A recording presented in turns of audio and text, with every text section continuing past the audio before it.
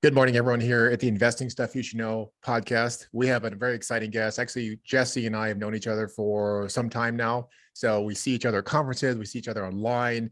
It's just really good and I've got to know Jesse as a friend, and we've been kind of on a similar trajectory and a similar path. Jesse is a healthcare professional, and he will elaborate on all that, where he's gone with that. And then, of course, he stepped into the real estate space full time, or not full time, but full commitment. So it's really exciting, Jesse, for you to join us today and share your story. Johnny, I'm so happy to be here, man, and just really happy to see all the things that you've been doing. Starting the podcast, like you said, we jumped into this space a couple of years back, right around the same time, and I remember the early conversations of, I don't really know what I'm doing. It doesn't seem like you really know what you're doing, so maybe we can kind of do some of this stuff together. And it's so cool to see the growth that happens when, like you said, like you make that full commitment, and it's really cool to see what you've done. And I'm excited to be here to chat with you.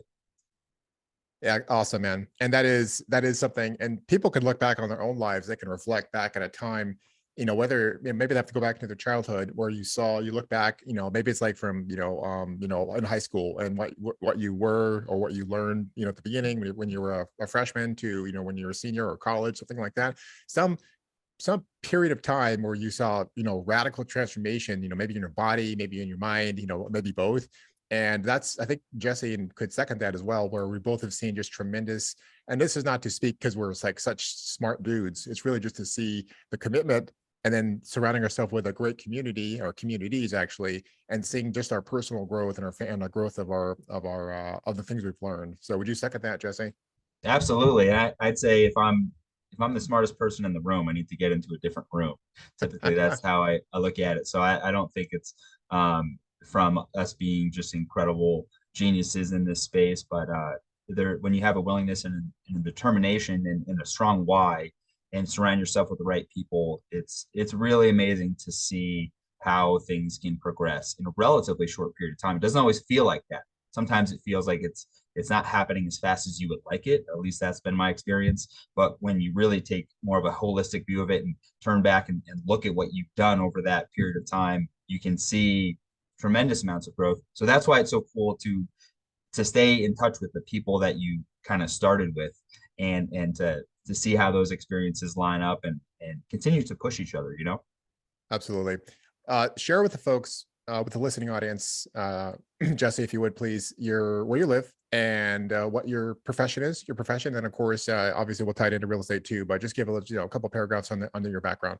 Sure. So I live in Denver, Colorado. I've been here for almost 20 years, and I work in the medical field. My background is in cardiac sonography. So I'm an ultrasound technician. I specialize in the heart. I love what I do. I love scanning the heart and being a set of eyes for the doc to make a diagnosis. I don't have any plans of putting that down forever, but the idea is to build additional streams of income through real estate that allow me to kind of, like we say, buy back our time and be able to do the things that I want to do. I love scanning echocardiography.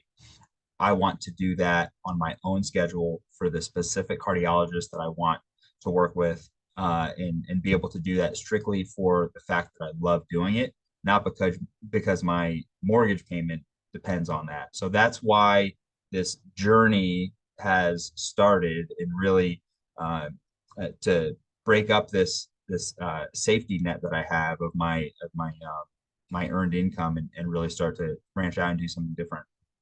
Where did you get the first bug? When did you realize that real estate perhaps was a game that you should be playing, Jesse? And also tie it in, if you would, if there is a connection there between that idea of the freedom that you just spoke about. And I don't want to just like overuse the word freedom, in a glib sense, but like, when you can say, I don't need this job, but I love this job. That is, I don't think until you realize that people actually do that. I think that's incredibly liberating, and it's just very inspiring to have that idea. So again, those two questions of when did you hear about it, and was there an idea, a seed there of also the liberation that could help you achieve? Absolutely. Yeah, I graduated in 2016, and my wife and I purchased our primary residence that same year. And that was the bug that bit me. Just going through the process of buying a single family home blew my mind, and I just became infatuated with it. It had never been on my radar prior to that, and then something happened during that process, and I just fell in love with it. And it was this little voice that has been inside my head ever since then. I don't know what that's going to look like, but real estate is going to be a part of the plans down the road. And then fast forward a little bit, I read the book Rich Dad Poor Dad, another huge shift. I know that most people have read that book, and that's kind of a game changer for them. But it's the same story for me. And I started to look at finances and just the way that we view them completely from a different lens. And then real estate kind of came back into the realm. And in 2019, I started to dabble a little bit. I'd been sitting on the sidelines for a couple of years, having that analysis paralysis, just not knowing where to get started, reading everything, listening to every podcast, doing all the research I could, but not taking any action. And then Just pause right there. You're on a really good flow there. Give us a couple of podcasts you're listening to. Again, we want to have like every time someone will listen to like 5 minutes of the show, I want to be able to walk away with an actionable item. Like, well, what are the things that Jesse did? Like, obviously, yes, you had your own limitations about analysis by paralysis. However, you also were building a bank of knowledge, like like a balloon that was swelling up, ready to pop and get everything all wet and ready to do something. But give us a couple podcasts of your favorite podcasts. I mean, the number one to go to, I think, for newbie investors, absolutely, you start with Bigger Pockets. That was what opened the door for me. And it just was this wide variety of educational pieces, and really showed me that there are so many different avenues that you can go down. And it really does cast a wide net. And that was so important for me to hear about all the different aspects and realms that I could get into within real estate. And then once I decided to get into rentals, once I decided to get into multifamily, I really niched down. And that's when I started getting into the Jake and Gino podcast, Wheelbarrow Profits. And now I listen to, investing stuff that you should know. So those are kind of smooth people, smooth. I think those are some great resources for people to get started. Once you get into that and you can go through a whole backlog of prior episodes, you can really kind of get an understanding, and kind of just go from there. And there's so many different flavors out there talking about the same concept and the same message. But I think those are some great places to start. Absolutely. I would say that Bigger Pockets is kind of like the analog to Rich Dad Poor Dad. And some on the other people's platforms, like literally you can't like mention like the Bible is your favorite book or the Rich Dad Poor Dad, because it has been kind of like the genesis for so many new investors. But I do think that like Bigger Pockets, because it is so common out there. However, it is like if you're really new to this space, you don't really know like what's all the hype is about, read the purple book, Rich Dad Poor Dad, and start listening to some Bigger Pockets episode. Those are like, it's like the analog for that. So anyway, yeah, it's like I could give you a different answer, and if you tell me that those answers are blocked, I can come up with something else. But if I'm just relating my experience, that's the truth. And that's why so many people have that similar experience, is because it just sets the path, and it breaks things down in a very clear and concise manner. And it just it wasn't way over my head to where these were concepts that I couldn't understand. And I just think that's such a good place for people to get started. And then once you really start to niche down, then it's really time to start carving into some of the more detailed podcasts and books that are going to specifically go into detail about whatever you're looking at. Awesome. We talked about Jesse beforehand here, right before we jumped on, and that was sharing with the audience some of the deep challenges that you had to overcome yourself, as like you kind of mentioned already about the deep analysis, and then really not like knowing what you want to take a step, but in which direction. Is it north? Is it east, south, west? Like we don't know, or is it some combination? Where do we go?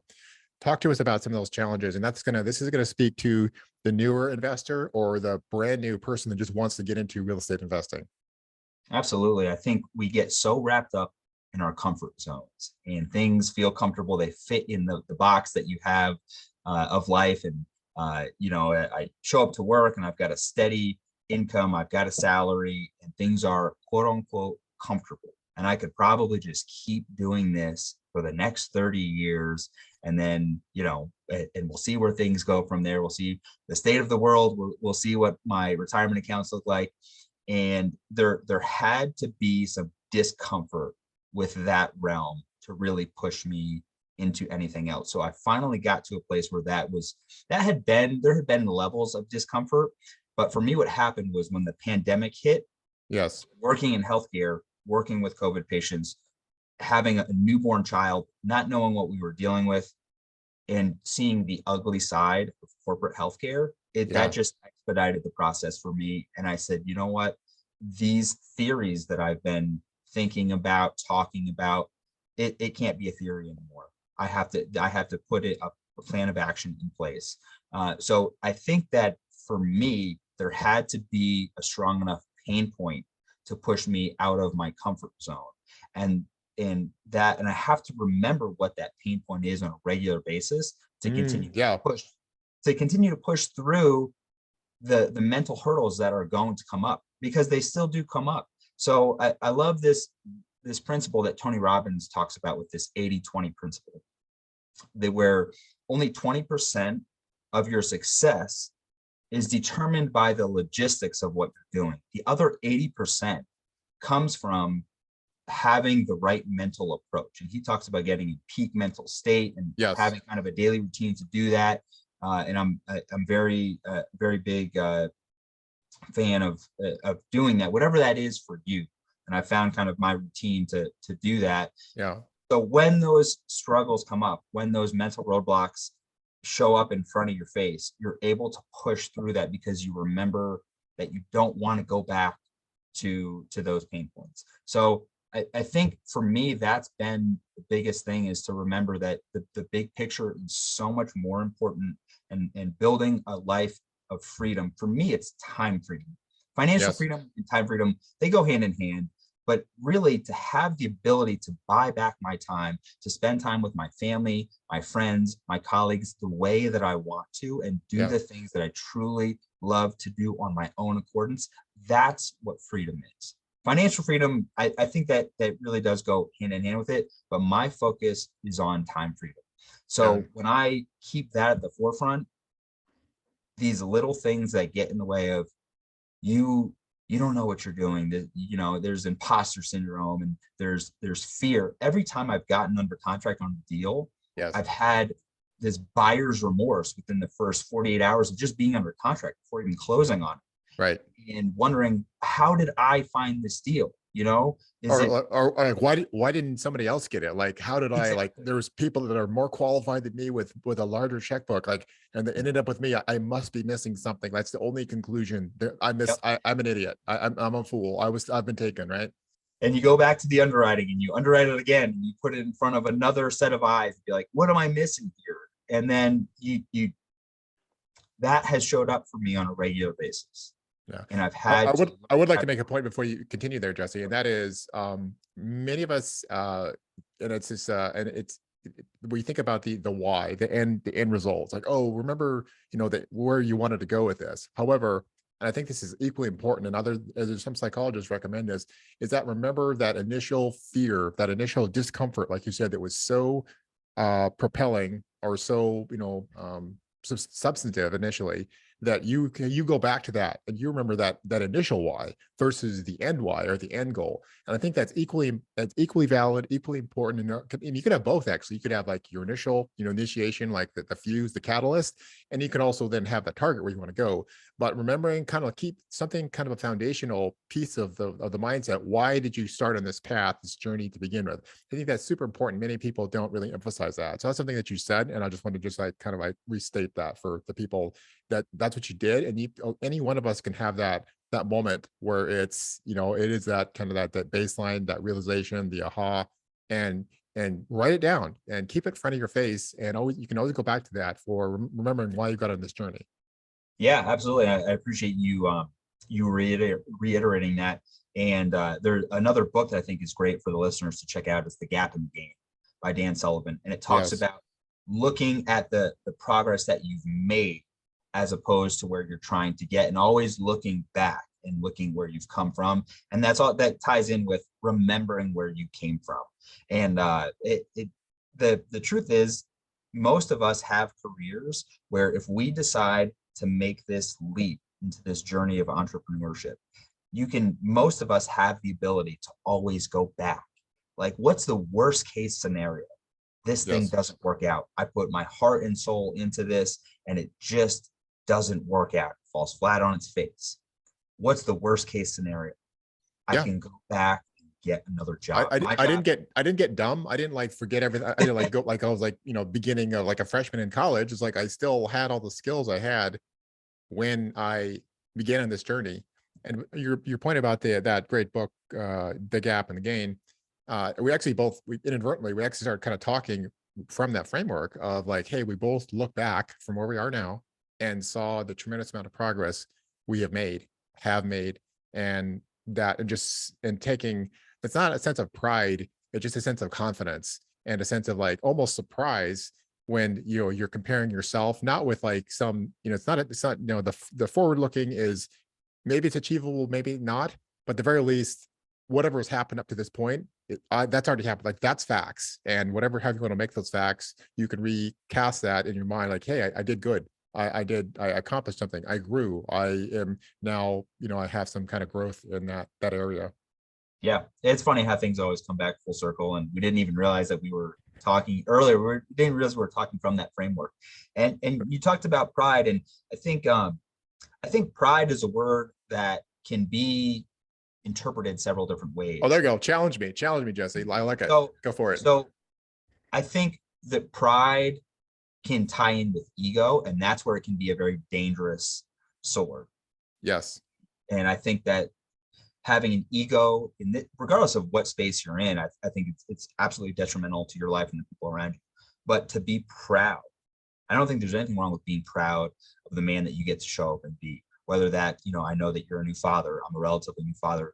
I'm proud to say that my relationship with my child and my wife is where I want it to be. And it doesn't mean that there's still room for growth with Yeah. that. But yeah, I'm proud of the way that I get to show up. I'm proud of the way that I get to be with my investment team, with my investors, that we put integrity and honesty at the forefront of our mission statement.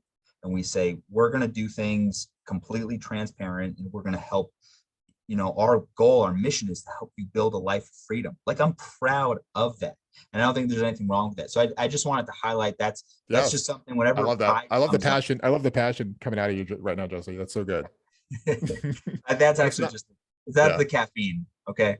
Okay. Okay. It's a caffeine getting verbalized through you. So Totally. I'm drinking coffee too. So yeah. So we're good. Let's talk, Jesse, about we kind of left a little bit a bit of a cliffhanger there. So like the motivation, the why, the catalyst, if you would, and then all of a sudden you decide like, I just can't take this anymore. I need to take some kind of action, some type of bold action. Typically, when you have that type of moment, it's not you don't take the next step with a whimper. You take it with a loud shout, a roar. What was the next step for you? So back in December of 2019, on the same day, I closed on a home that I did a fix and flip on. The only fix and flip I've ever done, and probably that I'll ever do. It's just not for me. Nothing against any flippers out there. And I joined an educational program, the Jake and Gino platform, and that's where we connected. I did both of those on the exact same day, and that was Amazing, man. Amazing. I was Wow. within two You were months. motivated. You were motivated. Wow. Yeah. So my son was born 2 months prior to that, and holding that, again, going back to the why, having that now 7 pound 7 ounce physical why in my arms, it something changed in that moment. I'm sure you can relate to that, and Yes. it's whatever it takes, we're going to make this happen. So I did both of those things on that one day, and I said, I'm going to figure out which path I'm going to go down from whatever. And then within probably a week or two from that point, that was the first time that I ever heard the phrase COVID-19. In our world forever changed from that moment on. And going through that flip was a terrifying process. I thought for sure I was going to lose all of my family's money Yeah. in that. And so that you're teasing us there. So did you had some of your own money, and did you have some family money, some close family money into that venture as well? It was just our family's money. Okay, just you guys. I Yeah, mean, that's equally terrifying, but I mean, like, there's a different kind of terrifying, like maybe your dad or something, put a little bit. But anyway, Yeah. just your that and then of course with the new child, like yeah, that's right on the edge, man. That's right on the edge. Yep. So it was a great process. It was terrifying. It showed me a lot of things about business relationships that I will forever carry forward with me. Some things that I'm looking for and that I'm specifically not looking for in business relationships. No, It flat out showed me. and again, a pause on that. Give us 3 things that you learned on that one. Again, actionable items every handful of minutes here. Give us some Absolutely. actual things you learned. I only want to do partnerships and business ventures where every party has skin in the game. Yeah. And I think that's just the great equalizer, is when everyone has capital in a deal. That was a deal where I was the newbie that didn't have any experience or understanding, and I partnered up with a contractor that had some experience, and I put in all the capital and he did the work, and then we split the profits. And that's just, and I know that that's not an uncommon way to structure a deal, but Yes. that's something that I'm personally not interested in on either side. I don't want to be someone that is raising capital for a deal if I'm not putting capital in myself, because I want to have a full alignment of interests. Another thing that I learned is that I think I would say time heals all wounds. We were looking at an exit strategy. I was terrified that the market was going to collapse. We had looked at some other options as far as turning it into a rental for a year, which now looking back on it, we probably would have done even better on it. And then also to just, I think that was the first experience I had where I had to battle the being in a deal and having to battle my own emotions and mental roadblocks with that. And that was where I Yes. first learned that I had to find a way to combat that. So that's where I really started looking at different practices to start moving through that and pushing that stuff aside and just getting back to the facts that are in front of me, Yeah, kind of man. slowing the mind. I consider that kind of the growth, the baby CEO, if you would. That's what I consider that growth like. It's so profound, and like maybe all small business owners, like these newbies, like what are they like? They're like I've been doing this for 20 years. Like, hey, like I had to start. We had to start somewhere, but that is Yep. something else where this business is it's just. I mean, the real estate is a business. Every apartment complex is a small business to itself, or it could be a large business, whatever size it is. It's absolutely a business, and you're the CEO, and you have to grow up. You literally have to mature. Yep. And it'll force you to mature.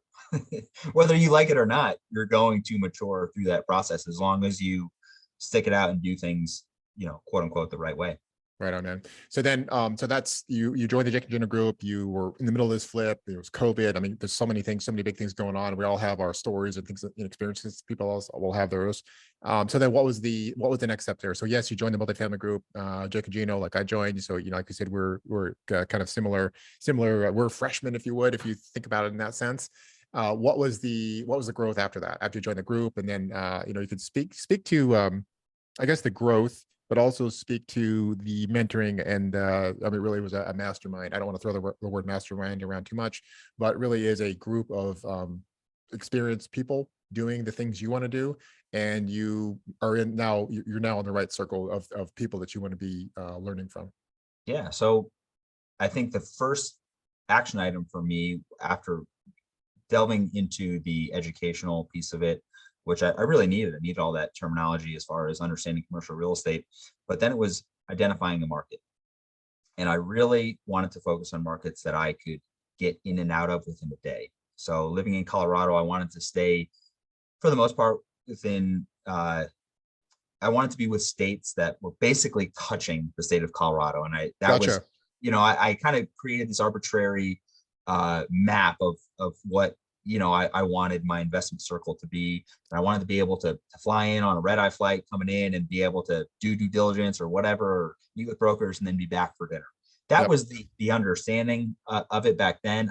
I think now my mindset has changed. I think there's some limiting beliefs wrapped up in that, investing in more of a long distance kind of situation. Yeah. But that's where I got started, and I really locked in on 2 markets. I wanted to be either in a Colorado market, whether that be Denver, Colorado Springs, or Tucson, Arizona. It met all the metrics that I was looking for. I really love the growth prospects there.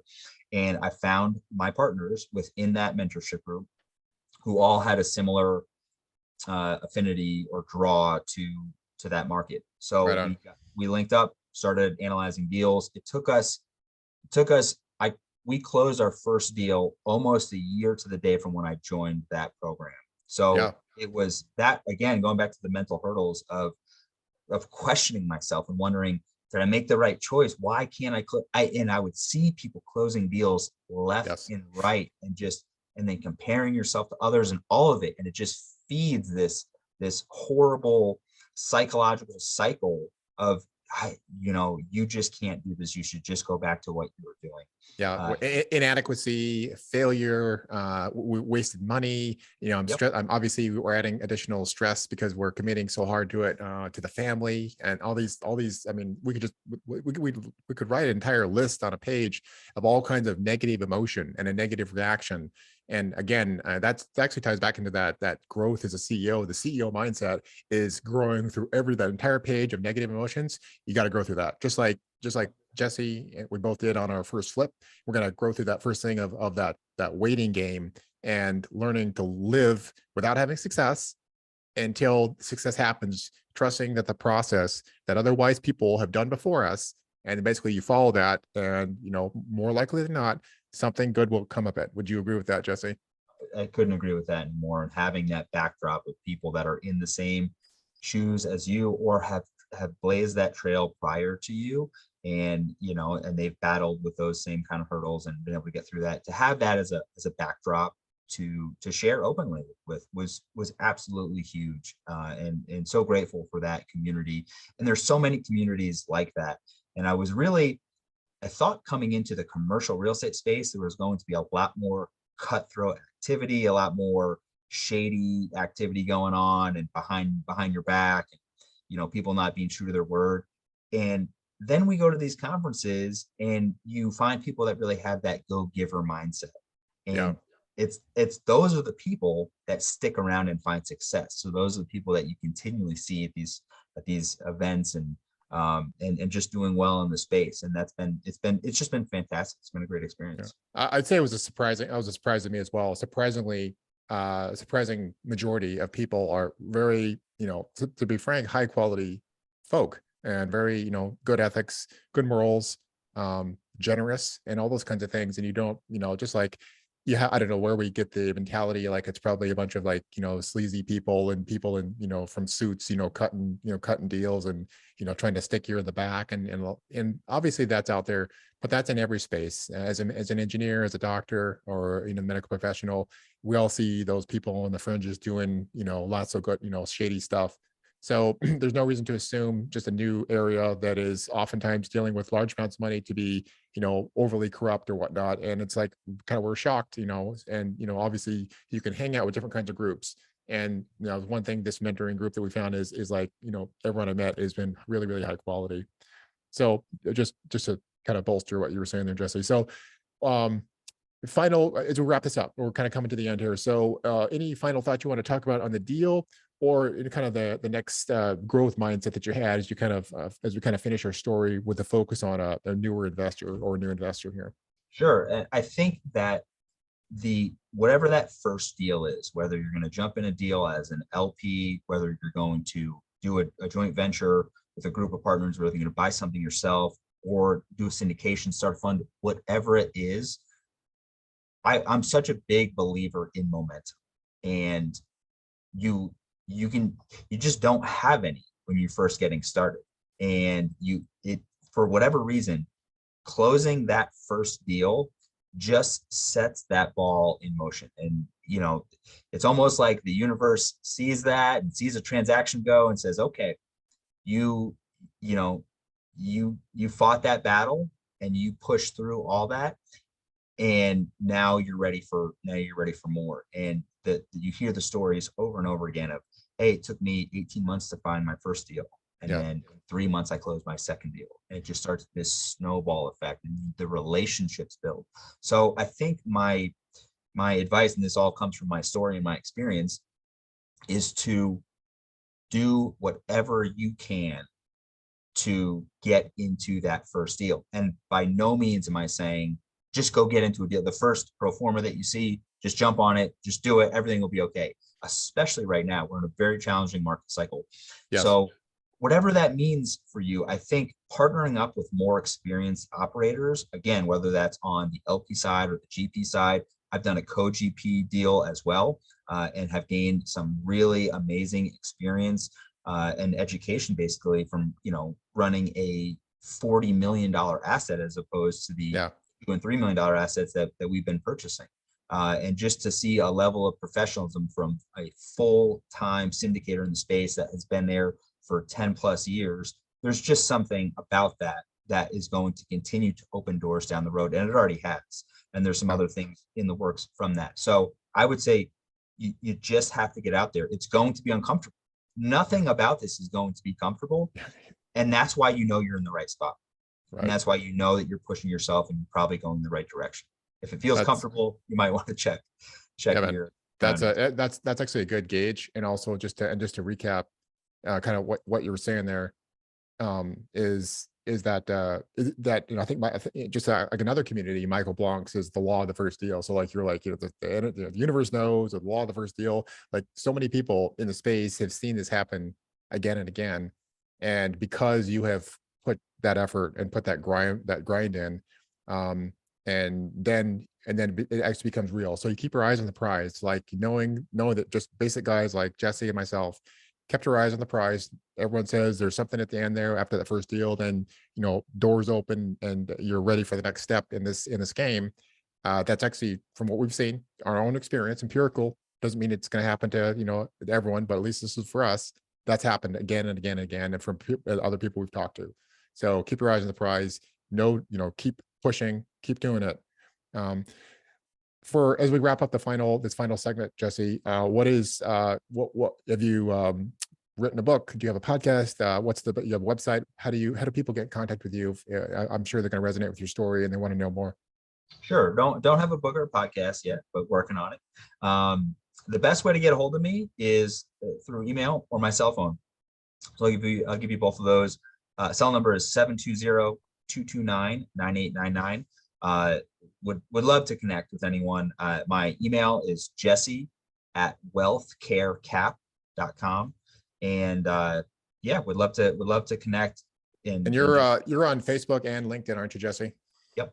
Yeah. So social media guys, we'll of course we'll put Jesse's contacts in the podcast notes for the people that want to see him. And of course I've seen him, he's got a good social media presence. He's on there, adding value to the community and sharing his knowledge as well. So it's great to see him out there. And also, you can connect with him on those platforms as well. So Jesse, take us out with some final words here. What for this coming year, what's your what should we focus on? I think relationship building is I think that's always an answer that will be viable.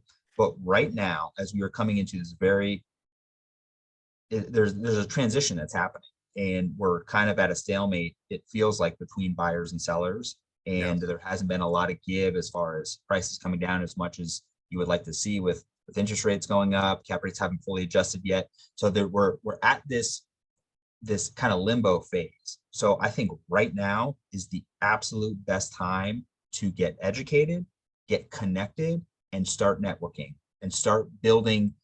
Because so many people say, hey, I want to wait for the the recession, I want to wait for a collapse. Oh, you're going to start the process. Yeah, which is like a year-long process. I'm going to start the process when the sun is shining and the flowers just popped up. Sure. Absolutely. And I hear and see so much of that. And I would say, no, that is not the approach. Right now is such a great time to start building those relationships. So if and when that stuff does take place, you are prepared, you've built out your systems, and you've started doing the reps to figure out how to underwrite deals, how to raise capital, whatever it may be. So get out there and start building those relationships today. That's the final word we need. All right, everyone here at the Investing Stuff You Should Know podcast, we thank you for listening to another episode. Of course, we encourage you to subscribe, to like, to leave us a review. We're on YouTube now as well, and we can just keep bringing you great guests like Jesse and sharing his story. And I know it's going to resonate with a lot of people that are in similar space as he is. And you just know that kind of story just resonates and shows people that anyone can do it. So until next time, thank you.